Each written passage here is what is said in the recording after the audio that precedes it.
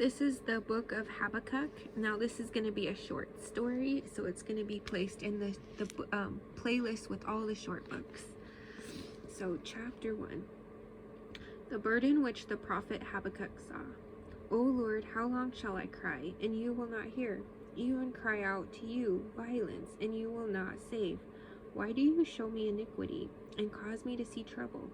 For plundering and violence are before me. There is strife, and a contention arises.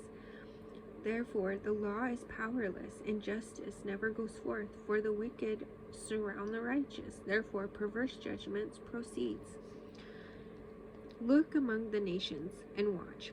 Be utterly astounded, for I will work a work in your days which you would not believe, though it were told to you. Though we're told you. Okay, pause. So I like this verse very much because God does show us. If you keep your eyes open, you will definitely see God move.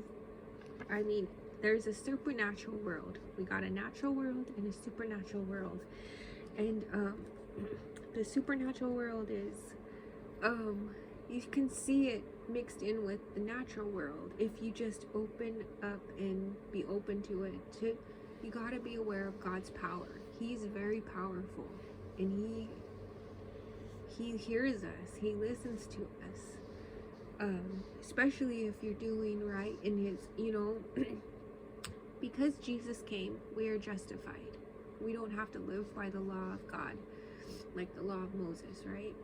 But we still should observe everything. We still should follow and be good and do good things and try our best to strive. It's not that we have to. We're human. We're going to mess up. We're not going to be perfect. But I think that we still should observe everything good of God and still try to apply it to our lives. I think that's how God is. Because without Jesus, where nobody would be saved. I mean, we'd all fall short of the law of Moses that Moses brought forth from God. It's really the law of God given to Moses to give to the people to learn to do well and do good. But anyways, I love how he says that. So it says, let me read this again. It says, look among the nations and watch. Be utterly astounded. For I will work a work in your days which you would not believe, though it were told you. And it's just so true. I've seen stuff and it's amazing. And so just understand that there's a natural world and a supernatural world. And God is above, and he's so strong and powerful, and he does mighty things. He does really mighty things. Okay, verse 6. For indeed I am raising up the Chaldeans, a bitter and hasty nation, which marches through the breadth of the earth, to possess dwelling places that are not theirs. They are terrible and dreadful. Their judgment and their dignity proceed from themselves. Their horses also are swifter than leopards, and more fierce than evening wolves. Their chargers charge ahead. Their cavalry comes from afar. They fly as the eagle that hastens to eat. They all come for violence. Their faces are not like the east wind. They gather captives like sand. Excuse me. They scoff at kings, and princes are scorned by them. They deride every stronghold, for they heap up earthen mounds and seize it. Excuse me. Then his mind changes, and he transgresses. He commits offense, ascribing his power to his God. Are you not from everlasting, O Lord my God, my Holy One? We shall not die. O Lord, you have appointed them for judgment. O Rock, you have marked them for correction. You are of pure eyes than to behold evil, and cannot look on wickedness. Why do you look on those who deal treacherously, And hold your tongue when the wicked devours a person more righteous than he. Why do you make men like fish of the sea, like creeping things that have no ruler over them? They take up all of them with a hook. They catch them in their net and gather them in their dragnet. Therefore they rejoice and are glad. Therefore they sacrifice to their net and burn incense to their dragnet, because excuse me, by them their share is sumptuous, and their food plentiful. Shall they therefore empty their net and continue to slay nations without pity? Chapter 2. I will stand my watch and set myself on the rampart, and watch to see what he will say to me, and what I will answer when I am corrected. Then the Lord answered me and said, Write the vision and make it plain on tablets, that he may run who reads it. For the vision is yet for an appointed time, but at the end it will speak, and it will not lie. Though it tarries, wait for it, because it will surely come. It will not tarry. Behold the proud, his soul is not upright in him, but the just shall live by his faith. Indeed, because he transgresses by wine, he is a proud man, and he does not stay at home, because he enlarges his desire as hell. And he is like death, and cannot be satisfied. He gathers to himself all nations, and heaps up for himself all peoples. Will not all these take up a proverb against him, and a taunting riddle against him, and say, Woe to him who increases what is not his? How long? And to him who loads himself with many pledges. Will not your creditors rise up suddenly? Will they not awaken who oppress you, and you will become their booty? Because you have plundered many nations, all the remnant of the people shall plunder you because of the men's blood and the violence of the land and the city, and of all who dwell in it. Woe to him who cultivates evil gain for his house, that he may set his net on high, that he may be delivered from the power of disaster. You give shameful counsel to your house, cutting off many peoples, and sin against your soul. For the stone will cry out from the wall, and the beam from the timbers will answer it.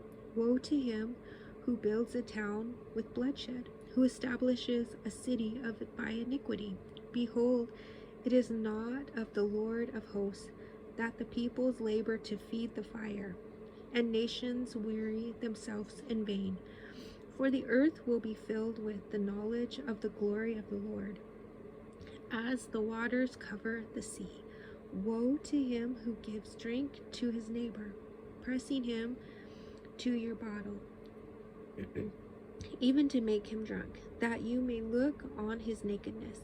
You are filled with shame instead of glory. You also drink and be exposed as uncircumcised. The cup of the Lord's right hand will be turned against you, and utter shame will be on your glory. For the violence done to Lebanon will cover you, and the plunder of beasts which made them afraid, because of men's blood, and the violence of the land and city, and of all who dwell in it. What profit is the image, that its maker should carve it, the molded image, a teacher of lies, that the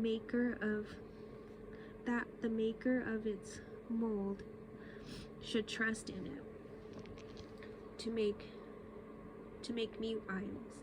Woe to him who says to wood, Awake, to silent stones arise. It shall teach. Behold, it is overlaid with gold and silver. Yet in it there is the breath at all. Oh, sorry. Yeah, in it there's no breath at all. But the Lord is in his holy temple. Let all the earth keep silence before him. I'm going to pause there for 1 minute. So it's talking about, I think this is what happens. A lot of people have different gods. And God is talking about like how people have, let's see, like the images that they carve and stones. Let's see. And they make new idols, like they're making all these things that don't speak, but our God speaks. And yes, they can have what they want. You know, it's everybody's free to choose who they want. But I don't know why they choose that. Me, I don't understand it. I choose God. I choose our God. I don't know. I don't know why I was talking about. It made me think of that, like how you see it today. There's a lot of stuff in the Bible that you see today that is still happening. It's never changed, it seems like. It just seems different and maybe more, I don't know. Chapter 3. This is the last chapter. A prayer of Habakkuk, the prophet, on Shigionoth. O Lord, I have heard your speech and was afraid. O Lord, revive your work in the midst of the years. In the midst of the years, make it known. In wrath, remember mercy. God came from Teman, the Holy One, from Mount Paran. Selah, his glory covered the heavens, and the earth was full of his praise. His brightness was like the light. He had rays flashing from his hand, and there his power was hidden. Before him went pestilence, and fever followed of his feet. He stood and measured the earth. He looked and startled the nations, and the everlasting mountains were scattered. The perpetual hills bowed. His ways are everlasting. I saw the tents of Cushan in affliction. The curtains of the land of Midian trembled. O Lord, were you displeased with the rivers? Was your anger against the rivers? Was your wrath against the sea, that you rode on your horses, your chariots of salvation? Your bow was made quite ready. Oaths were sworn over your arrows. Selah, you divided the earth with rivers. The mountains saw you and trembled. The overflowing of the water passed by. The deep uttered its voice and lifted its hands on high. The sun and moon stood still in their habitation. At the light of your arrows they went. At the shining of your glittering spear, you marched through the land in indignation. You trampled the nations in anger. You went forth for the salvation of your people, for salvation with your anointed. You struck the head from the house of the wicked by laying bare the foundation to neck. Selah. You thrust through with his own arrows and head of his villages. They came out like a whirlwind to scatter me. Their rejoicing was like feasting on the poor in secret. You walked through the sea with your horses, through the heap of great waters. When I heard, my body trembled, my lips quivered at the voice. Rottenness entered my bones, and I trembled in myself, that I might rest in the day of trouble. When he comes up to the people, he will invade them with his troops. Though the fig tree may not blossom, nor fruit be on the vines, though the labor of the olive may fail, and the field yields no food, though the flock may be cut off from the fold, and there be no herd in the stalls, yet I will rejoice in the Lord. I will joy in the God of my salvation. The Lord God in my strength. He will make my feet like deer's feet, and he will make me walk on my high hills to the chief musician with my stringed instruments. All right. So that's the book of Habakkuk. It's a short book, a very short one. The last chapter, it made me think of like end times, but then again, it seemed like it was in that time. So I don't know. That one, might have to read that one again to see what you think, or talk to a pastor, somebody who knows more about it than I do. But that's just the kind of the thing I got. I kind of got it, that's kind of how God will work in the end times, maybe. I don't know, or it could have been, but the way that they were speaking was, it happened to them then. So I don't know. It's something that is possible. Like, our God is, sometimes if we don't see God work, I don't think that it makes people have a hard time believing in God. And I think that is where the faith, where your faith is strong, when you have faith without seeing, and maybe God in a way does that on purpose, because sometimes you can have something miraculous happen in your life, and as time passes, that memory fades of it. You fade of that feeling, because when you experience God, and I personally have, and so I know that feeling, it's just the most beautiful thing ever. And sometimes I forget that feeling, and it makes me sad, because I don't want to forget that. And I think in a way, the reason why we do forget stuff in a way is because that's where God is teaching us faith, maybe, like to have faith. Like, I don't know, that's just kind of my personal experience, where I think, but I could be wrong, but that's just my personal way. Like, sometimes I think when I forget stuff, it's God is, which way do I go? Do I stick with God because now I don't experience it anymore, or do I go and be rebellious and go to the world? And I always say stick with God no matter what. And that's the world, Satan, that's what their job is. Their job is to pull us from God. They don't want us to believe in God. They want to take us from God. That's their goal, and so that's just their riff with God themselves, like they want to have all the souls.